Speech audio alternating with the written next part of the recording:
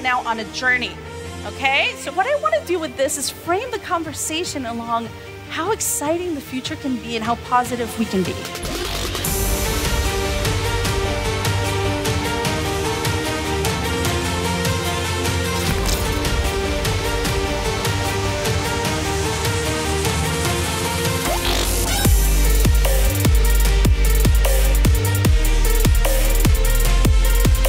I saw the first virtual reality experience at a technology conference, and I realized that was the next wave of computing.